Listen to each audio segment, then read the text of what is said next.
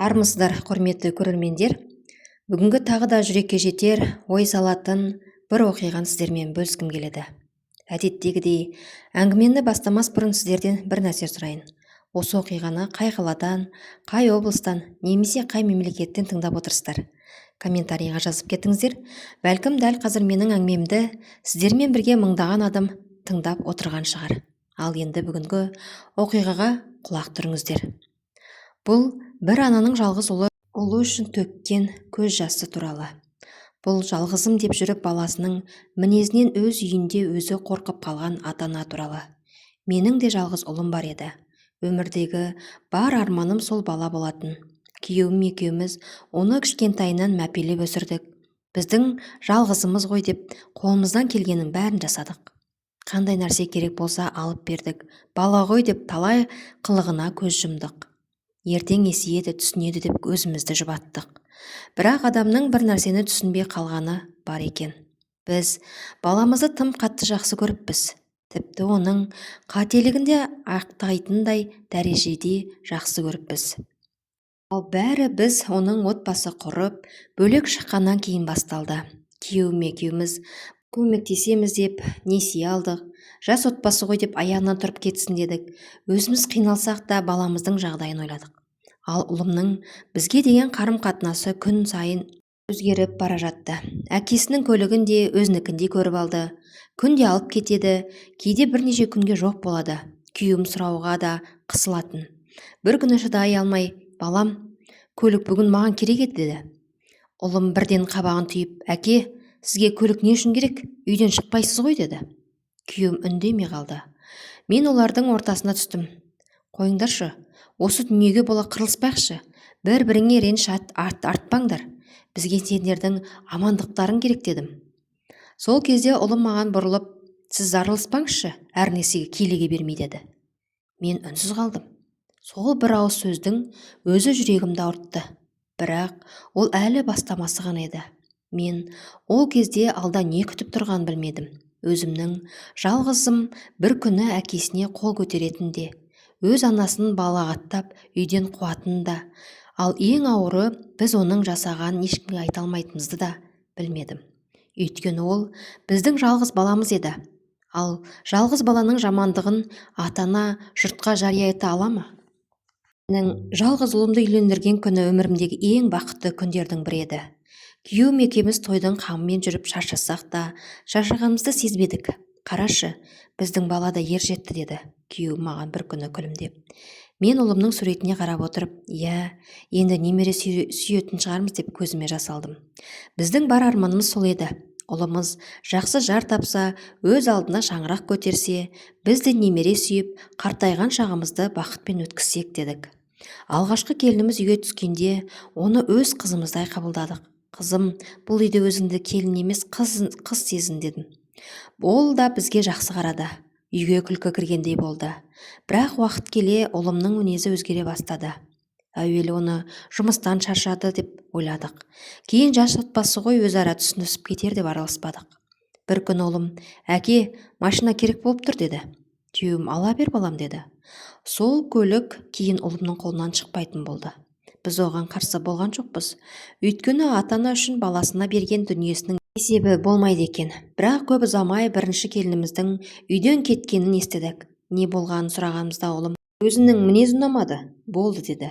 Мен үнсіз қалдым. Балам, мүмкін екеуің сөйлесіп көрерсіңдер. Апа, бұл менің өмірім, араласпаңыз. Мен сол сөзден кейін үндемедім.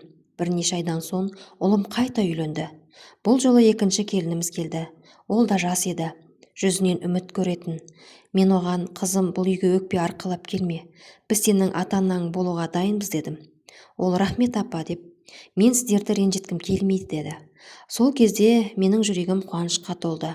Мүмкін енді бәрі жақсы болатын шығар деп ойладым. Бірақ тағдырдың бізге дайындағаны мүлде басқа еді. Өйткені екі келіннің тағдыры бір-біріне ұқсамаса да, олардың екеуінің біріктіретін бір шындық бар еді. Екеуі де біздің жалғыз ұлымыздың мінезінен жараланған еді. Ал біз сол кезде оны әлі толық түсінген жоқпыз. Бірінші келініміз бен ұлымыздың отбасы ұзаққа бармады. Екеуінің арасында не болғанын біз толық білмедік. Ұлым ештеңесін ашып айтпайтын. Ал келініміз болса, көп нәрсені ішіне жинап жүретін. Бір күн ол кішкентай баласын құшағына қысып, үнсіз үйден шығып кетті. Мен есік алдында тұрып қалдым. Қызым, қайда барасың дедім дірілдеген дауыспен. Ол көз жасын сүртіп, апа, мен сізге еш өкпем жоқ. Сізбен атаны қатты сыйлаймын, бірақ бұл үйде әрі қарай тұра алмаймын деді. Менің көзім немереме түсті. Кішкентай ғана бала, мен оны бауырыма басып, күн сайын иіскеп жүретін. Баламды бір көрсем деп дедім. Келінім үнсіз жылады. Көрсетемін апа, сіз оған жамандық жасаған жоқсыз ғой. Олар кеткен күні үйіміз тым-тырыс болып қалды. Бұрын немерелерімнің күлкісі естілетін, ойыншықтары жататын, кішкентай аяқ киімі есіктің жанында тұратын. Ал енді үйдің іші бос болып қалғандай еді.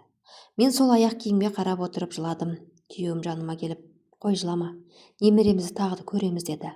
Мен оған, әке, немере деген жүректің бір бөлігі екен ғой. Құшағыма бір алып үйреніп қалдым. Енді иісін сағынып отырмын дедім. Күйеуім үнсіз қалды.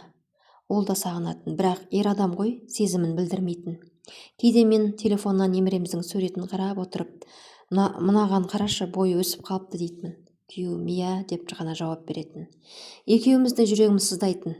Біздің ең үлкен арманымыз ұлымыздың бақытты отбасы болғанын көру еді. Бірақ ол арманымыз орындалмады.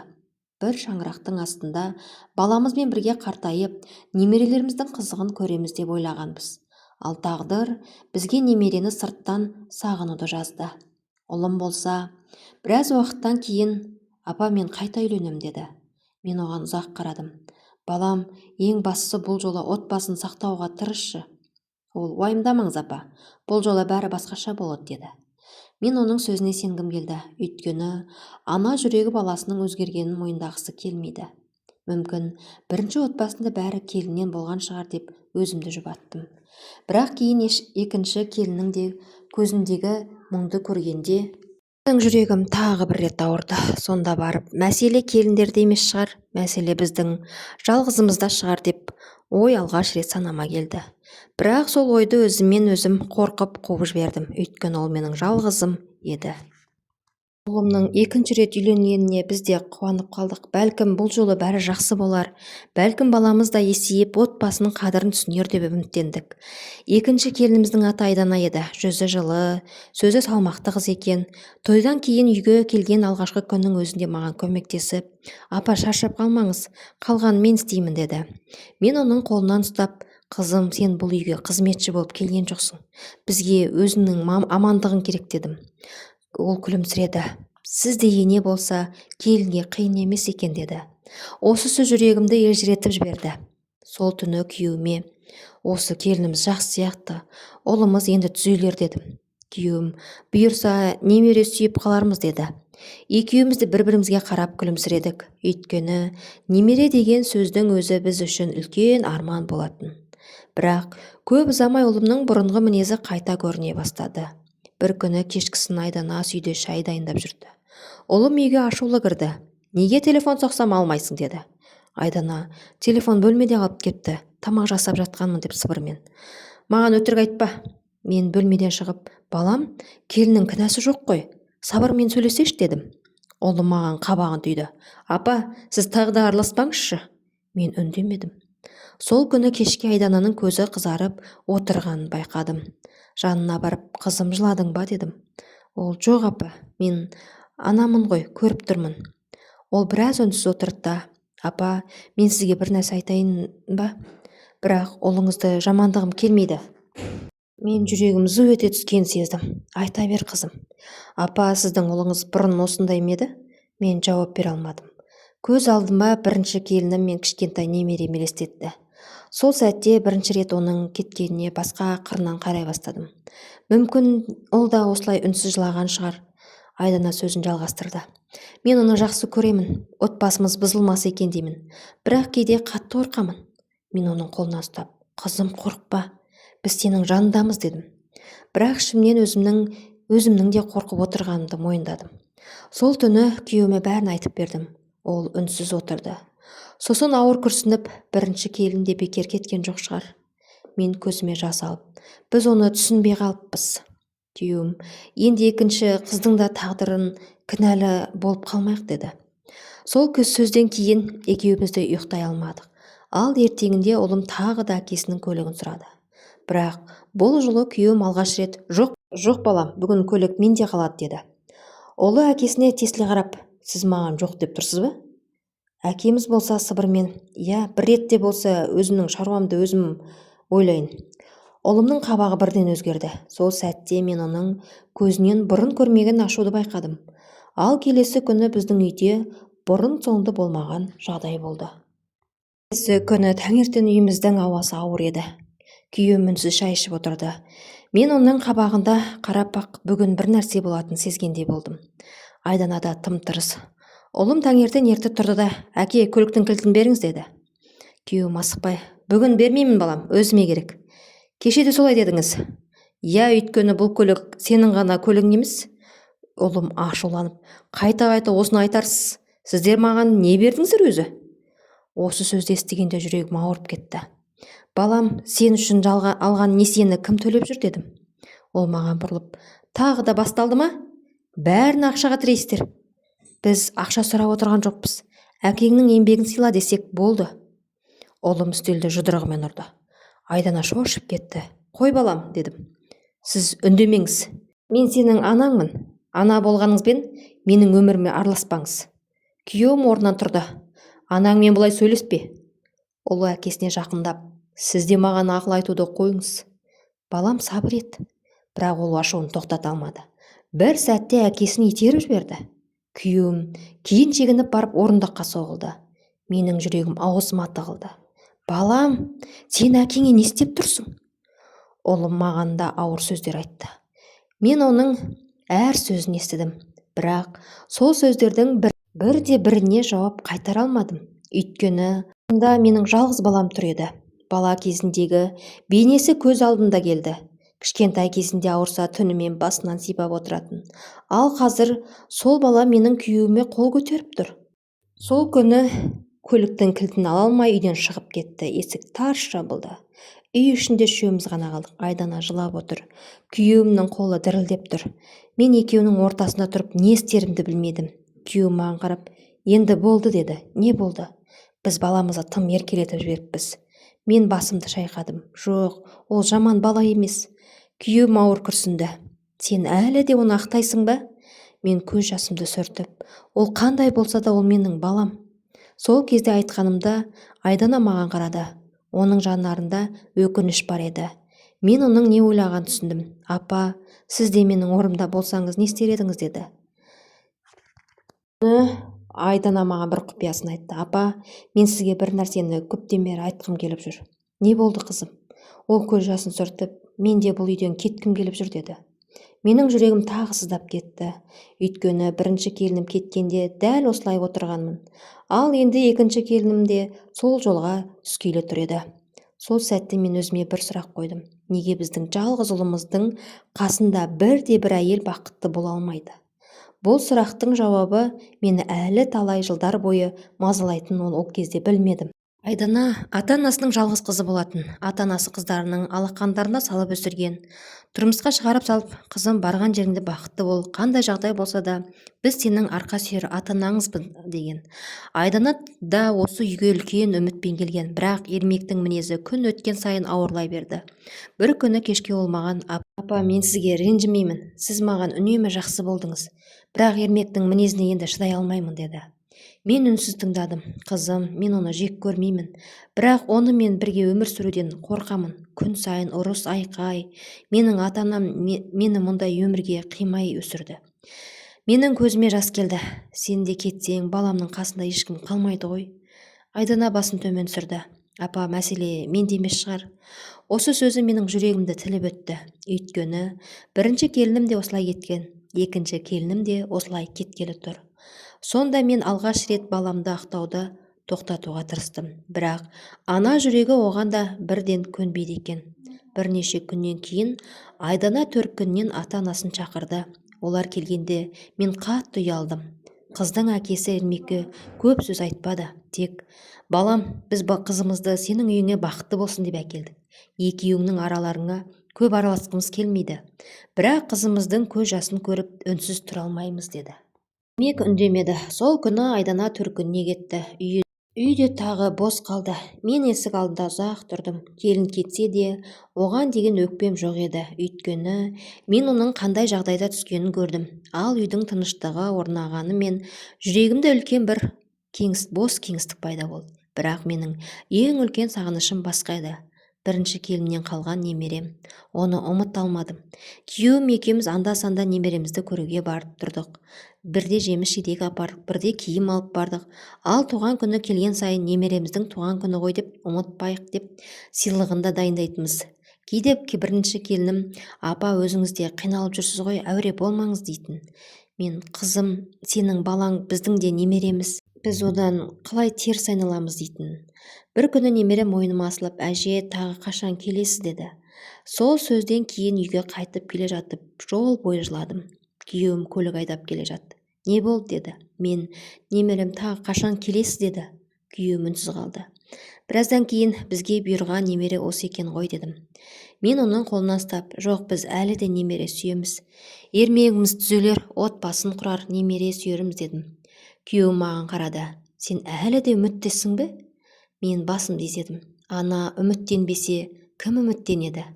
Бірақ сол кезде мен бір нәрсені білдім. Ермек әкесінің көлігін тартып алып, біз алған несиенің ауыртпалығын да мойнымызға қалдырып қана қоймай, ата-анасына қарсы бұрынғыдан да қатты шығатын еді. Ал біз оның істегенін ешкімге айта алмайтынбыз, өйткені біз үшін ол бәрібір жалғызым еді. Кеткеннен кейін Ермектің мінезі бұрынғыдан да өзгеріп кетті. Бір күн ол әкесінің көлігін алып шығып, жол апатына ұшырады. Көлік қатты зақымданды. Кешке үйге келгенде күйеуім екеуміз не болғанын түсінбей қалдық. Балам, өзің амансың ба дедім қорқып. Аманмын. Күйеуім бірден, ал көлік ше? Ермек үндемеді. Сөйтсе көлік жөндеуді қажет ететін болыпты. Күйеуім көлікке қарап ұзақ тұрды. Енді не істейміз деді ол. Ермек, білмеймін. Өзіміздің де не істейміз бар екенін білесің ғой. Онда не істеймін? Күйеуім ауыр күрсінді. Мен тағы да араға түстім. Қойшы, бала аман ғой, көлік жөнделер. Сөйтіп тағы да несие алдық. Күйеуім, баламның басына қиындық түсе қарап отыра алмаймын деді. Жаңа көлік алдық, бірақ сол күннен бастап Ермек одан сайын жауапсыз бола бастады. Бұрын жұмыс істейтін, енді жұмысқа баруды да қойды. Таңертең тұрмайды, күні бойы үйде, кейде достарымен кетеді. Ақша сұрайды, беруге мүмкіндік болмаса, өз балаларың ақша қимайсыңдар ма деп ренжіді. Мен үндемей қаламын. Өйткені оның әр сөзі жүрегіме бататын. Бір күні күйеуім, Ермек, жұмысқа шықпайсың ба деді. Шаршадым. Адам жұмыс істемесе қалай күн көреді? Менің жағдайымды өздеріңіз жасайсыңдар ғой. Күйеуім ашуланып, біз өмір бойы сені асырай алмаймыз. Ермек орнынан тұрып, онда мені дүниеге әкелмеу керек еді деді. Менің жүрегім тоқтап қалғандай болды. Балам, ол есікті тарс жауып шығып кетті. Күйеуім креслоға отырып қалды. Мен қай жерден қателестім деді. Мен оның жанына барып, біз оны тым аядық. Күйеуім басын төмен түсірді. Аядық емес, өзімізге тәуелді етіп қойдық. Сол сөз мені ұзақ ойландырды. Біз ұлымыздың әр қиыншылығын шештік, әр қарызын жаптық, әр қателігін түзедік. Ал ол өз қателігінің салдарын ешқашан сезінбеді. Сөйтіп қарызымыз көбейе берді. Бір несиені жапсақ, екіншісі шықты. Бір мәселені шешсек, тағы бір пайда болады. Ал Ермек болса, біз оның мәселесін шешкен сайын өз өміріндегі жауапкершілікті бізге ысыра берді. Бір күні күйеуім, енді тоқтатуымыз керек деді. Мен, қалай тоқтаймыз? Ол біздің баламыз ғой. Күйеуім маған қарап, сен осы сөзіңмен оны өмір бойы баланың орнында ұстап келдің. Мен үндемей қалдым. Сол түні ұзақ ойландым. Мүмкін біз баламызға көмектесеміз деп оның өз аяғымен тұруына мүмкіндік бермеген шығармыз. Бірақ келесі күні Ермек тағы бір жағдаймен үйге келді. Бұл жолы оның айтқаны мені де күйеуімді есеңгіретіп тастады. Әке, маған тағы ақша керек. Ермектің бұл сөзін естігенде күйеуім біразға дейін үнсіз отырды. Бұрын мұндай сөзге бірден жауап беретін. Қанша керек? Қайда жұмсайсың деп сұрайтын. Бұл жолы олай болмады. Қанша деді ол ақырын. Көп емес. Қанша екенін айт? Ермек сомасын атады. Күйеуімнің қабағы түйілді. Балам, бізде ондай ақша жоқ. Онда тауып беріңіз. Қайдан? Білмеймін, бір жерден алыңыз. Мен шыдай алмай, Ермек, балам, әкеңде қарызы бар. Екеуміздің мойнымызда қанша несие тұрғанын білесің бе? Мен оны сұраған жоқ. Қалай сұрамадың? Сен үшін алған қарыздарымыз ғой. Ермек маған ашуланып: бәрі жауып қоймаңызшы, мен сіздерден ақша сұрауға да қорқатын болдым. Күйеуім басын шайқады: сен бізден қорықпайсың ба, балам? Сен бізден ештеңе талап етпей-ақ алуға үйреніп қалдың. Ермек үндемеді. Біраздан кейін: жарайды, бергіңіз келмесе қойыңыз, деді де орнынан тұрып кетті. Мен оның артынан қарап қалдым. Ана жүрегі тағы мазасызданды. Қойшы, берейікші. Күйеуім маған қарады. Не үшін? Мен жауап таба алмадым. Өйткені өзімде не үшін екенін білмейтінмін. Біз оған көмектескен сайын жағдайы жақсара ма? Жоқ, керісінше біздің қарызымыз көбейіп, оның жауапкершілігі азайып бара жатты. Сол күні кешке Ермек қайта келді. Бірақ бұл жолы жалғыз емес еді. Қасында бұрын көрмеген бір жігіт болды.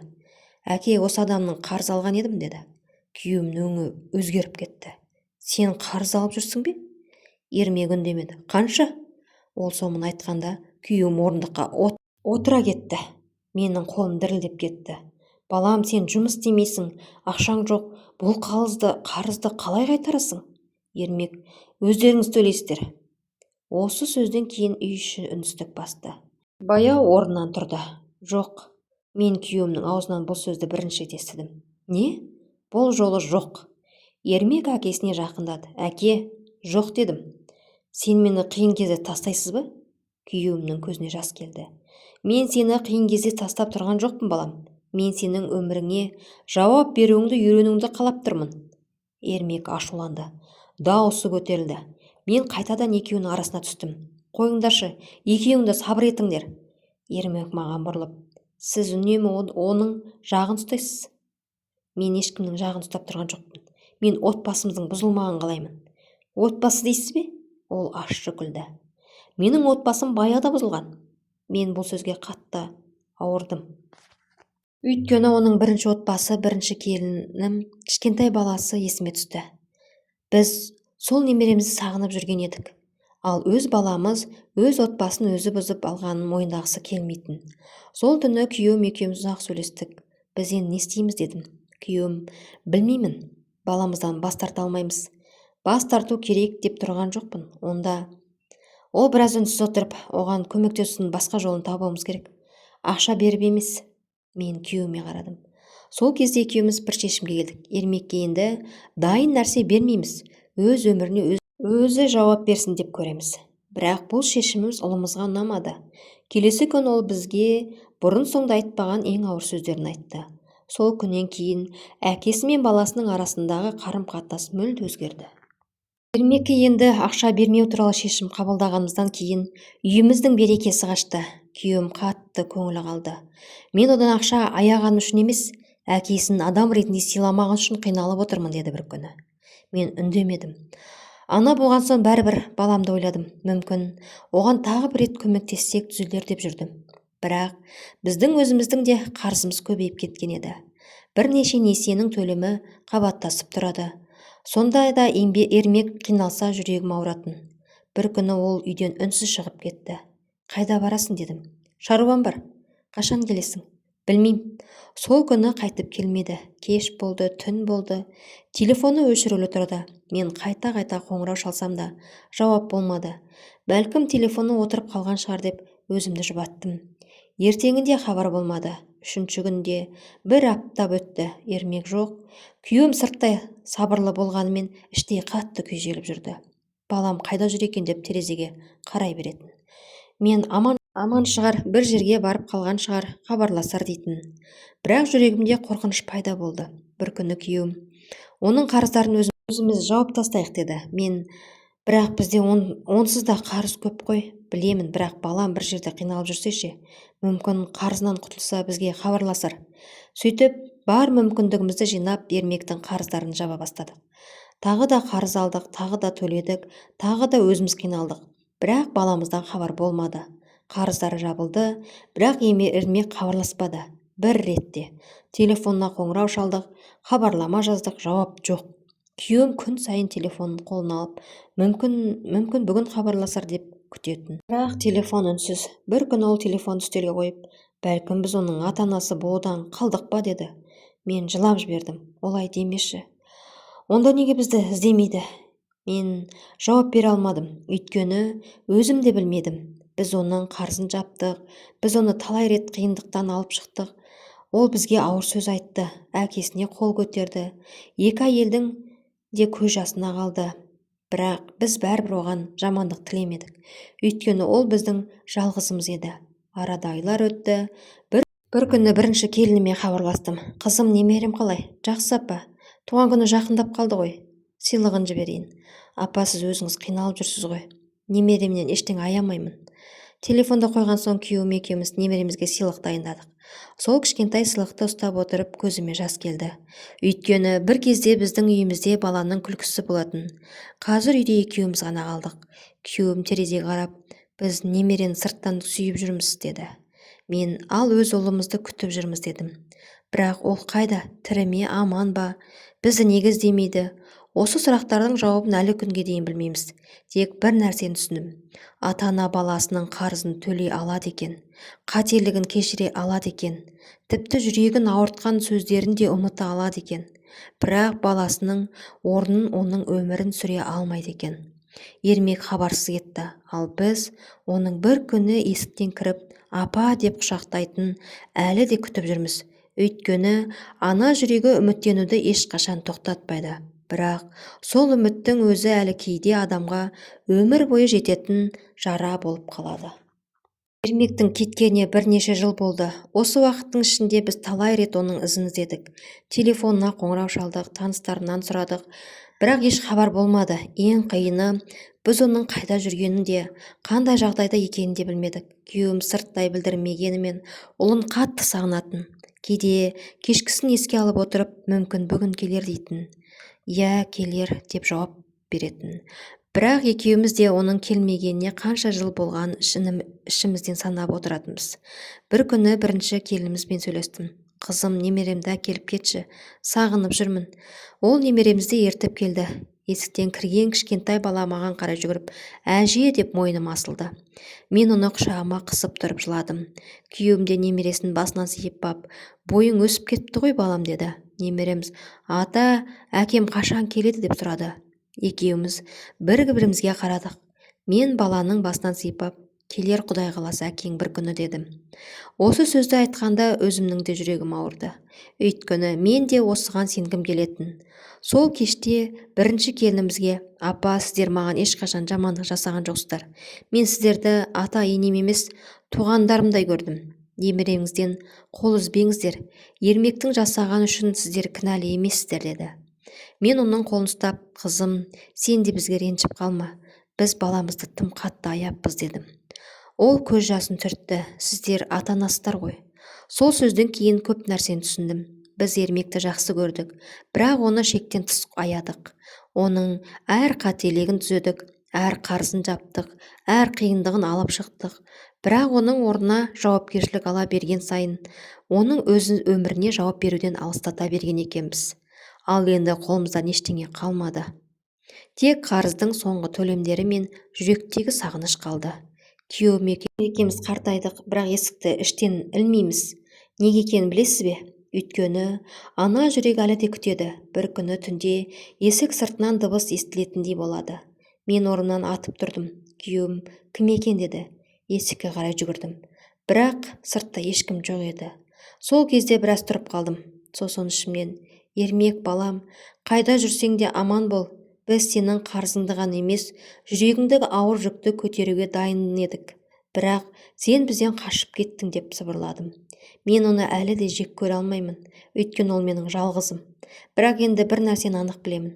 Балаңа өмір сыйлау сенің міндетің, ал оның өмірін сенің орныңа сүру сенің қолыңнан келмейді. Біз ұлымызды күтумен өмір сүріп келеміз, ал немереміздің күлкісі ғана біздің үйге қайтадан жылу кіргізіп тұр. Мүмкін Ермек бір күні оралар, мүмкін оралмас. Оны біз білмейміз, бірақ ана жүрегі бір нәрсені ғана біледі. Баласы қанша алыстаса да, анасының есігі әрқашан ашық қалады. Себебі жалғыз адам өсірген балаң бір күні жалмауызыңа айналса да, ана жүрегі оның бәрібір баласы деп соға береді. Ермектің кеткеніне 1,5 жыл болды. Осы уақыт ішінде одан хабар болмады. Ата-анасы оның қарыздарын жапты, бірақ ұлдарының қайда жүргенін білмеді. Күйеуім күн сайын есікке қарап отырды. Ал мен әр телефон шырылдаған сайын, мүмкін Ермек шығар деп жүрегім алып ұшатын. Бір күні кешкісін есік қағылды. Мен орнымнан тұрып, кім дедім? Сырттан ер адамның даусы естілді. Апа, жүрегім зу ете қалды. Есікті ашқанда алдымда Ермек тұр екен. Бірақ танымай қала жаздадым. 1,5 жыл бұрынғы өзіне сенімді, ешкімді менсінбейтін жігіт жоқ. Алдымда жүзі жүдеу, көзінің астына көлеңке түскен, жүдеп кеткен адам тұрды. Апа, мен қатып қалдым. Ол маған қарай бір қадам басты. Мен келдім. Мен оның жүзіне қарап тұрып, қайда жүрдің балам дедім. Ол басын төмен түсірді. Апа, мен өзімді іздеп кеттім. Күйеуім де бөлмеден шықты. Ермек әкесін көргенде көзіне жас ақты. Әке, күйеуім үнсіз тұрды. Ермек әкесінің алдына келіп, мен сізден кешірім сұрауға келдім. Әкесі, нені кешірейін? Ермек жылап, бәрін. Қайсың? Ермек басын төмен салды. Сізге қол көтергенімді, апаға ауыр сөз айтқанымды, 2 әйелдің көз жасына қалғанымды, сіздер алған несиенің өзінің қарызындай көрмегенімді, жұмыс істемей бар жауапкершілікті сіздерге артып қойғанымды.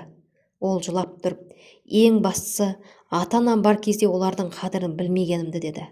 Күйеуімнің көзіне жас келді, бірақ ол бірден құшағына алмады.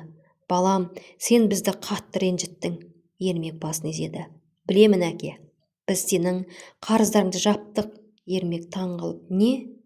1,5 жыл бойы сенен хабар болмаса да, сенің қарыздыңды жаптық. Ермек көзін жұмма салды. Неге? Мен сіздерге сонша жамандық жасадым ғой. Сонда мен оның жанына барып, өйткені сен бәрібір біздің баламызсың ғой дедім. Ермек менің алдыма тізерлеп отырды. Апа, мен сіздердің махаббаттарыңызға лайық болмадым. Мен оның басына сипадым. Лайық болу үшін қайтадан бастауға болады, балам. Күйеуім оған қарап, бірақ енді бір нәрсені түсін. Біз сені жақсы көреміз. Бірақ сенің қателіктеріңді өмір бойы жауап жүрмейміз. Ермек басын изеді. Енді түсіндім, әке. Сол кезде ол қалтасынан бір кішкентай қағаз шығарды. Мен жұмысқа орналастым. Қарыздарымды өзім қайтарғым келді. Күйеуім оған ұзақ қарады. Сосын алғаш рет ұлының иығынан қақты. Ендеше балам, үйге кір. Ермек әкесін құшақтап жылап жіберді. Мен екеуіне қарап тұрып көз жасымды сүрттім. 1,5 жыл бұрын осы үйден бір бала кеткен еді. Ал бүгін өмірдің қадірін түсінген ер азамат қайтып келгендей болды. Сол түні дастархан басында үшеуміз ұзақ отырдық. Ал мен ішімнен бір ғана нәрсені ойладым. Балаға бар дүниені беруге болады, бірақ оның орнына өмір сүре алмайсың. Кейде ата-ананың баласына жасайтын ең үлкен көмегі оның барлық қателігін түзеп беру емес, өз қателігінің салдарын сезінуге мүмкіндік беру. Ал Ермек 1,5 жылдан кейін соны түсініп қайтып келді. Мен оның басынан сипап отырып, жалғызым дедім. Бұл жолы бұл сөздің мағынасы басқа еді. Жалғызым, менің өмір бойы күтетін балам емес, өз өміріне өзі жауап беруді үйренген азаматым болсын. Құрметті көрермен, осымен бүгінгі оқиғамыз да мәресіне жетті. Сіз қалай ойлайсыз, Ермек ата-анасына дұрыс жасады ма? Оның барлық қарызын жауап қайтадан үйге қабылдаған дұрыс болды ма? Ал сіз Ермектің орнында болсаңыз, ата-анаңыздың қадірін осылай кеш түсінген болар ма едіңіз? Пікіріңізді міндетті түрде комментарийға жазып кетіңіз. Егер бұл оқиға сізге ой салса, видеоны қолдап, лайк басып, арнамызға жазылып, жақындарыңызбен бөлісіп кетіңіз. Мүмкін дәл осы әңгімені тыңдап отырған бір ата-ана болсын, тым көп нәрсені дайын күйінде беріп жүрген шығар. Ал бір бала ата-анасының үнсіз махаббатын кеш түсініп жүрген шығар. Ата-анамыздың қадірін олар қасымызда жүргенде білейік. Келесі әсерлі әңгімеде қайта кездескенше аман сау болыңыздар.